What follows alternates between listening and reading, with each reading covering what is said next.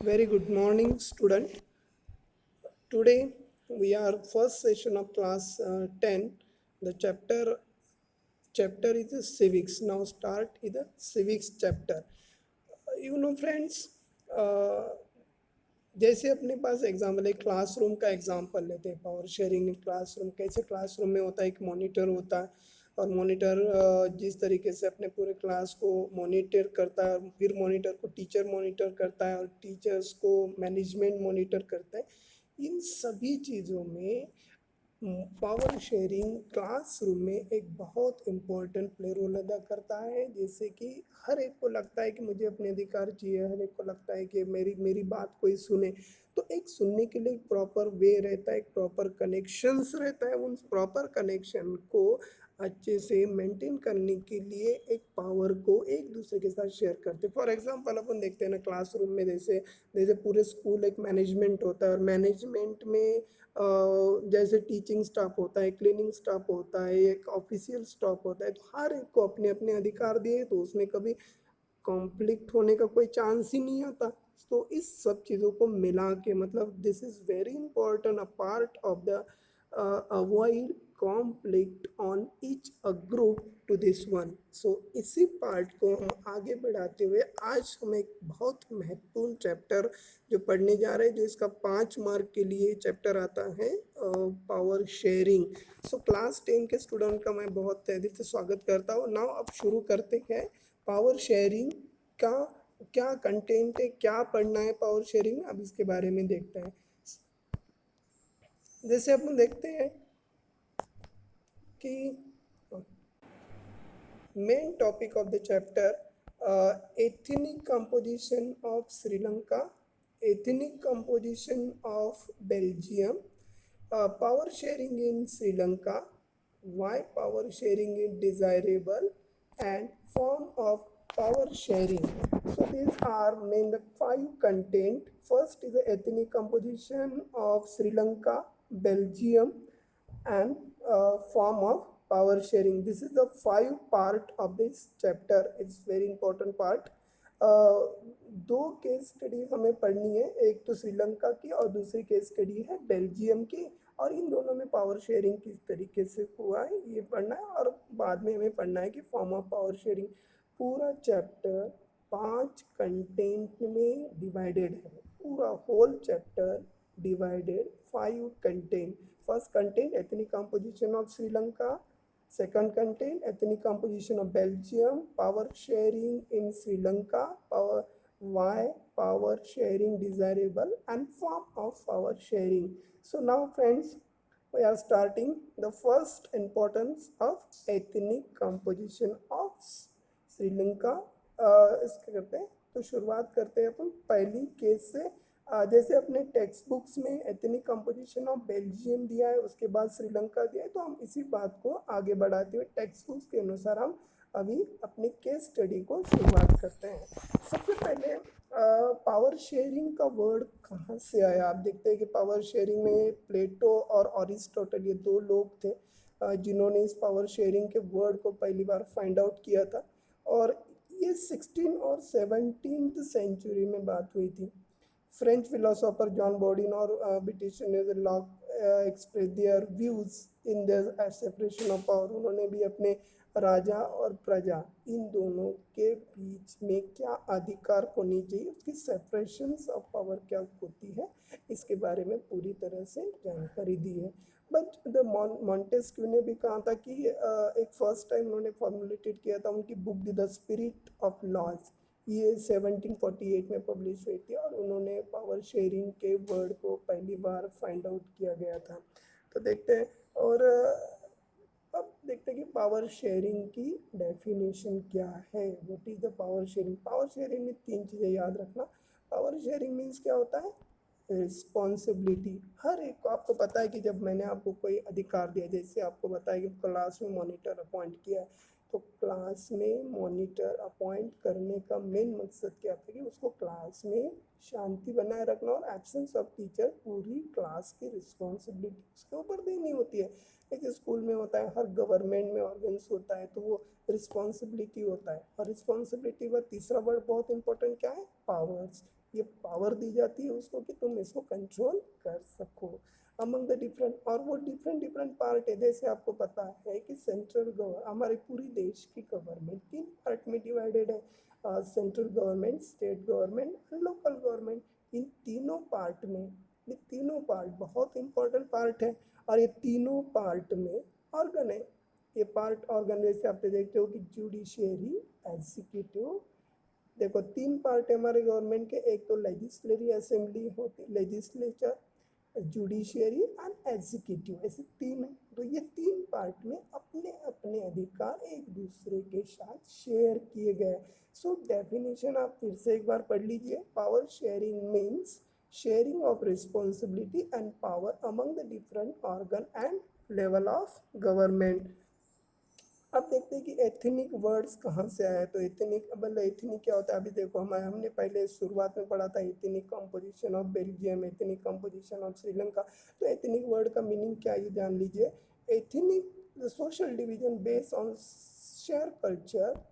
First देखो ethnic का meaning क्या है, a social division based on share culture. Mostly people belonging the same ethnic group believe in common descent. Common descent ये बहुत important है ना। Group believe in their common descent, they have similarities. इसमें क्या होता है, सिमिलरिटीज होता है। जैसे आपको पता है कि अपने देश में हिंदी लैंग्वेज बोली जाती है, संस्कृत बोली जाती है, केरला बोली जाती है, तमिलनाडु बोली जाती है, तमिल बोली जाती है। इन तमाम लैंग्वेज के आधार पर भी हम कह सकते हैं कि इसमें क्या होता है, कम्युनिटी ग्रुप होता है, एक बात करने के तरीका होता है। जब वो एक दूसरे को ऐसा ऐसा महसूस करने लगे कि यार हमारे राइट छीने जा रहे हैं, हमें कोई राइट नहीं दिया जा रहा है, तो इन सभी चीज़ों को, मतलब इन सब चीज़ों में जब कोई खास फाइट होती है इस सब चीज़ों को लेके अपने आप कुछ चीज़ें बताने की ज़रूरत पड़ती है, तो इसे एथनिक कहते हैं। एथनिक का मतलब होता है शेयर कल्चर्स होता है, एक दूसरे के साथ जो लैंग्वेज आधार पर बेस है, लैंग्वेज बेस कल्चर्स, इन सब के आधार पर जब समाज में कोई डिवाइडेशन होता है या फाइट होती है या स्ट्रगल होता है, उन स्ट्रगल को हम एथनिक कहते हैं। और इसमें क्या होता है कि अभी 2 हमें केस पढ़नी है, अब 2 केस में हमें 3 लैंग्वेज के बारे में पढ़ना है। एक है फ्रेंच स्पीकिंग लैंग्वेज, दूसरा डच स्पीकिंग लैंग्वेज, तीसरा Sinhali speaking. So 3 language once again, French speaking, Dutch speaking and Sinhala speaking language. ये 3 लैंग्वेज, सिंहाला किस में, श्रीलंका में आता है, फ्रेंच और डच स्पीकिंग किस में आता है, बेल्जियम में आता है। तो ये 3 लैंग्वेज के बारे में किस तरीके की डिवाइडेशन हुआ था, किस तरीके से फाइट हुई थी, इन दोनों के अंदर सिविल वॉर कैसे चला था, इन सभी के बारे में 2 केस स्टडी में हमें पावर शेयरिंग चैप्टर को देखना है। तो सबसे पहले देखते हैं, एक 2 कॉन्सेप्ट और आती है इस बुक में, खासकर अपने एनसीईआरटी बुक में। एक है मेजोरिटिज्म और दूसरी है कम्युनिटी गवर्नमेंट। ओके, सो मेजोरिटिज्म कॉन्सेप्ट क्या होता है, द कॉन्सेप्ट है single belief of the majority. जैसे अपने देश में हिंदू 80% है, बाकी 20% अदर कास्ट के, तो वहाँ पे क्या होता है, हिंदुज़म या बुद्धिज़्म या जैनिज़्म, अलग अलग तरीके की जैनिज़्म होती है, अलग अलग तरीके की कास्टिज़्म होता है। तो वो सभी चीज़ों को जो ग्रुप सबसे ज़्यादा पॉपुलेशन में होता है, जो रिलीजन ग्रुप सबसे ज़्यादा पॉपुलेशन में होता है, उनका वो राज का उनकी वो बातें अपनी मनवाने की कोशिश करते हैं, क्योंकि उसके पास मेजोरिटी हासिल होती है। उस मेजोरिटी के आधार पर अब वो क्या करता है, community should be able to rule country in whatever majoritism the type of deserve. और खासकर मेजोरिटिज्म का कॉन्सेप्ट जो है वो श्रीलंकन गवर्नमेंट की तरफ से है, क्योंकि वहाँ पे मेजोरिटिज्म जो सिंहाली लोग हैं, और सिंहाली लोगों ने तमिल लोगों के ऊपर जो अन्याय अत्याचार किए, उन सभी अन्याय अत्याचार को एक अलग तरीके की बात कही गई है। तो मेजोरिटिज्म हुआ। कम्युनिटी गवर्नमेंट में आपको पता है कि टाइप्स, ये गवर्नमेंट का टाइप है, और इसमें एक पीपल इलेक्टेड होते हैं बाय पीपल और belonging to only language community. जैसे मध्य प्रदेश की गवर्नमेंट, जैसे तमिल गवर्नमेंट, जैसे कर्नाटक गवर्नमेंट, जैसे Kerala government, Gujarat government, Maharashtra government, ये अपनी लैंग्वेज के आधार पर लोगों से चुन की गई है। तो इसे हम लैंग्वेज कम्युनिटी भी कह सकते हैं या कम्युनिटी गवर्नमेंट भी कह सकते हैं। तो अभी जैसे जैसे अभी बेल्जियम बेल्जियम में क्या होता था, Dutch, French, German speaking no matter of the so there is a specific types of the government in Belgium। so दो कॉन्सेप्ट आपने पढ़ी, मेजोरिटिज्म, कम्युनिटी गवर्नमेंट। 100% एक मार्क के लिए कॉन्सेप्ट एग्जाम में पूछी जाती है, जो बहुत इम्पोर्टेंट है। तो मेजोरिटिज्म है, कम्युनिटी गवर्नमेंट, इसका मीनिंग बिल्कुल याद रखना है। अगर ये गवर्नमेंट है, कम्युनिटी गवर्नमेंट एक टाइप से, जिसमें एग्जांपल आप दे सकते हो केरल गवर्नमेंट, आंध्रा गवर्नमेंट जो तेलुगु लैंग्वेज के आधार पर है, महाराष्ट्र मराठी पे लैंग्वेज के आधार पर, इन सभी चीज़ों को आप समझ सकते हैं। अब देखते हैं कि बेल्जियम की स्टोरी देखते हैं कि बेल्जियम में होता क्या। The political leadership is Belgium choice to accommodate you at the level of central government, Dutch, French speaking people are equal number of minister. ये एक बेल्जियम की स्टोरी उसमें बताएगी किस तरीके से बेल्जियम में सॉल्यूशन दिया हुआ है। पर इससे पहले हम देखते हैं कि एथनिक कंपोजिशन ऑफ बेल्जियम है क्या। एथनिक कंपोजिशन ऑफ बेल्जियम में देखिए किस तरीके की पॉपुलेशन लैंग्वेज के आधार पर डिवाइडेड कर दी गई है। इसमें पहले देखते हैं कि बेल्जियम में 59% डच स्पीकर आते हैं, जो डच लैंग्वेज बोली जाती है। 40% जो फ्रेंच स्पीकर है, 1% जर्मन है। और ब्रिसेल्स क्या है, बेल्जियम की कैपिटल सिटी है, याद रखना, ब्रुसेल्स बेल्जियम की कैपिटल सिटी है। और उस कैपिटल सिटी में 20% डच स्पीकर है और 80% फ्रेंच स्पीकर है।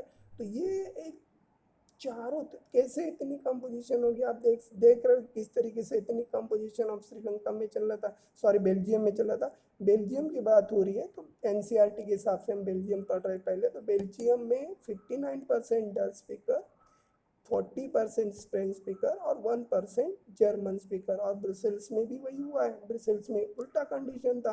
तो किसकी मेजोरिटी चलेगी, पूरे देश में डच की चलेगी या कैपिटल सिटी में फ्रेंच की चलेगी। तो इन दो ग्रुप में, ये दो कम्युनिटी ग्रुप में बहुत भारी वॉर हुआ, बहुत मतलब एक भारी एक दूसरे के अंदर बहुत ज़्यादा वॉर हुए या एक दूसरे के अंदर बहुत ज़्यादा अपने अधिकार के लिए स्ट्रगल भी हुआ। इस इतनी कंपोजिशन को हम इस सभी चीज़ों को देखते हुए फिर ये दो पावर शेयरिंग की जो स्टोरी मैंने आपको बताई थी अभी, जो बेल्जियम और Sri Lanka two typical case study से ये पढ़ रहे हैं, उसमें हमने ऑलरेडी बता चुका हूँ कि फ्लेमिश रीजन में 59% है। जो बेल्जियम की बात हो रही है, Belgium compromise is a citizen of 59%। French Wallonia नाम का प्लेस है, वहाँ पे रहते हैं और रीजन 40% और जर्मन 1%। श्रीलंका की जो केस स्टडी है, श्रीलंका में भी 74% जो सिंहाली लोग थे और 18% तमिल लोग थे। इस तरीके से डिवाइडेशन हुआ था इन चीज़ों का। तो बेल्जियम में पावर शेयरिंग किससे होती है, इन चीज़ के बारे में हम बता रहे हैं। बेल्जियम में देखो, अभी बेल्जियम की जो स्टोरी हमने बता रहे थे बेल्जियम की कि किस तरीके का सॉल्यूशन उन्होंने दिया हुआ है। तो बेल्जियम, इसे बेल्जियम मॉडल कहते हैं। तो उन्होंने क्या कर दिया, कुछ सॉल्यूशंस दिए। सॉल्यूशन क्या दिए, कम्युनिटी गवर्नमेंट बना दी। कम्युनिटी गवर्नमेंट का मतलब क्या होता है कि अपनी लैंग्वेज के आधार पर उन्हें गवर्नमेंट चॉइस करने का अधिकार मिला। दूसरी चीज़ है कि उनके लैंग्वेज की प्रोटेक्शन करने के लिए, उस लैंग्वेज के आधार पर उसको पूरी तरह से मेंटेन करने के लिए उन्होंने एक पूरी तरह से उन्हें अधिकार दिए। जैसे अपनी लैंग्वेज के स्कूल खोल सकते हैं, अपनी न्यूज़पेपर पब्लिश कर सकते हैं, अपनी हर चीज़ के बारे में उन्हें अधिकार दिए गए। और ये एक बेल्जियम मॉडल पूरी दुनिया में फेमस है। और इसमें 5 मार्क का क्वेश्चन आता है। जैसे पहला रीज़न क्या आता है, बेल्जियम में मॉडल्स ऑफ गवर्नर्स बनाए गए, models of government, community government बनाई गई जो आपके सामने है। दूसरा, और जो इश्यूज उठे थे, एजुकेशन का इशू उठा था, लैंग्वेज का इशू उठा था, एजुकेशन, लैंग्वेजेस, कल्चर, इन जो इशू उठे थे, इन सभी इशुओं को अच्छे से मेंटेन करने के लिए उन्हें बात कही गई थी। और इन सभी चीज़ों के बारे में उन्होंने अपनी पॉपुलेशन के आधार पर उन्हें अधिकार दिए गए थे। जैसे और एक बेल्जियम की बात कहते हैं कि अब जो अधिकार देने थे, जो राइट जो आपके जितने फ्रेंच स्पीकिंग लोग थे उनके पॉपुलेशन के आधार पर उन्हें दिया गया, जितने डच स्पीकर थे उन्हें उनके पॉपुलेशन के आधार पर दिया गया, और कैपिटल सिटी जो ब्रसेल्स की बनी थी उन सभी चीज़ों में दिया था। अब कोई भी, और दूसरी चीज़ एक बहुत इम्पॉर्टेंट बात कही गई थी, अब कोई भी सिंगल कम्युनिटी अपने तौर पर वो किसी भी तरीके का डिसीजन नहीं ले सकता जब तक वो उनकी परमिशन ना ले। मतलब उनका 1% वोट होना, उनके जितने परसेंटेज है उनका वोट होता है। अगर मान लो कि फ्रेंच लोगों को कोई लॉ पास करना है तो डच की जब तक परमिशन नहीं मिलेगी, जब तक जर्मन लोगों की परमिशन नहीं मिलेगी तब तक वो कोई लॉ पास नहीं करता। अगर जर्मन लोगों को कुछ लेना है तो इन दोनों की परमिशन लेनी पड़ती है। तो कोई भी सिंगल कम्युनिटी अपने मेजॉरिटी के आधार पर वो डिसीजन नहीं ले सकती। सो इम्पोर्टेंट है। ये एक मीडियम मॉडल ऑफ बेल्जियम का मॉडल ऑफ गवर्नेंस माना जाता है। उन्होंने क्या कर दिया है कि सेंट्रल गवर्नमेंट और स्टेट गवर्नमेंट, अब तो तुमको पता ही है कि स्टेट गवर्नमेंट मतलब जो ब्रुसेल्स कैपिटल सिटी थी उसमें 20-80% 20 डच थे और 80 फ्रेंच पीपल थे, तो उन दोनों के बीच में अधिकारों के भले डिवाइडेशन होना था। और सेंट्रल पूरे देश में भी वैसा ही हाल था, 40-50% था। तो इन सभी चीज़ों को अंडरस्टैंड करते हुए दोनों स्टेट एक दूसरे पे डिपेंड ना रहे और दोनों स्टेट को अपने अपने अधिकार मिले, तो सेंट्रल गवर्नमेंट स्टेट गवर्नमेंट को उनके पॉपुलेशन के आधार पर अधिकार ट्रांसफ़र करने के लिए तैयार हुई है। तो ये बहुत इंपॉर्टेंट है, और इसमें the state government are not subordinate to give the central government. So ये बेल्जियम मॉडल का एक पार्ट है। जैसे अपने पहले पार्ट ये दोनों भी देखे थे कि the Belgium models of governors में सेंट्रल गवर्नमेंट स्टेट गवर्नमेंट को ट्रांसफ़र करता है लैंग्वेज के आधार पर, कल्चर्स के आधार पर, जो भी उनको अधिकार देने थे वो सारे अधिकार उन पर डिवाइडेड कर दी गए। एजुकेशन के आधार पर, जॉब्स के आधार पर, रिजर्वेशन के आधार पर, उनकी उनकी पॉपुलेशन के आधार पर उन्हें अधिकार दिए गए, ताकि इन दोनों के बीच में पूरी तरह से कॉन्फ्लिक्ट मिट जाए, और इसी बेल्जियम को कहते हैं। और लास्ट में हम यही कहेंगे कि अकोमोडेशन ऑफ बेल्जियम क्या होता है। अकोमोडेशन ऑफ बेल्जियम किन किन चीज़ों को बेल्जियम ने ऐसे नंबर अप किया। देखो, सबसे पहले उन्होंने कॉन्स्टिट्यूशन में Belgium state that number of Dutch French speaking minister shall be equal in government. Simply बात, equal government, equal in central government. See constitution is a equal minister of minister, speaking minister and equal central government. जो बात कहते थे जैसे French बोलने वाले, French बोलने वाले पीपल, डच बोलने वाले पीपल, जर्मन बोलने वाले पीपल, उनके पॉपुलेशन के आधार पर उन्हें मिनिस्ट्री पूरी तरह से दी गई है उनके, और equal number of according to ratio of population, इनके आधार पर। पहला पॉइंट याद रखना, accommodation of Belgium is important. Then many powers of central government has been give the state government. पहले स्टेट गवर्नमेंट को इतने अधिकार नहीं थे, पर अपनी लेवल पे स्टेट गवर्नमेंट को उनकी ज़रूरत के हिसाब से जो उन्हें अधिकार चाहिए थे उन सारे अधिकारों को उन्होंने दिया। मतलब many powers of the central government has been given the state government, state government को दिए गए।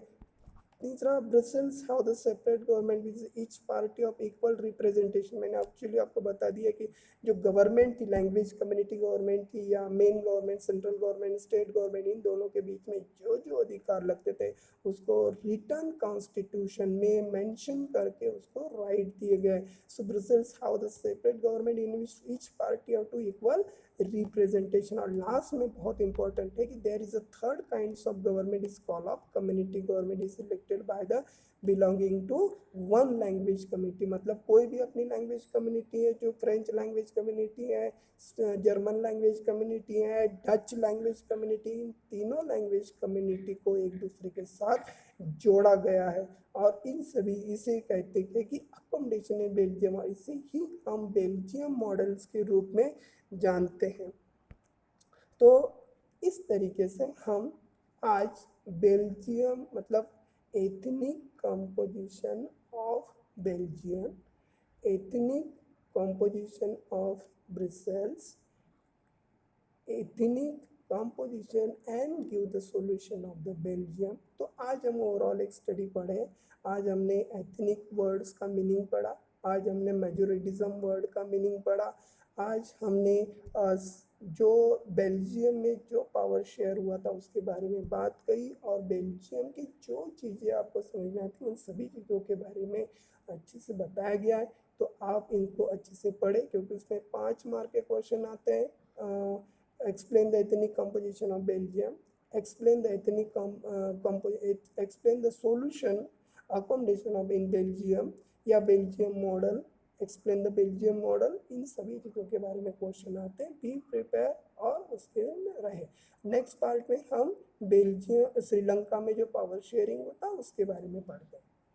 कल हम इसी पार्ट पर मिलेंगे सेकंड पार्ट में, जिसमें हम श्रीलंका में पावर शेयरिंग किस तरीके से की गई इस पर बात करेंगे। Thank you.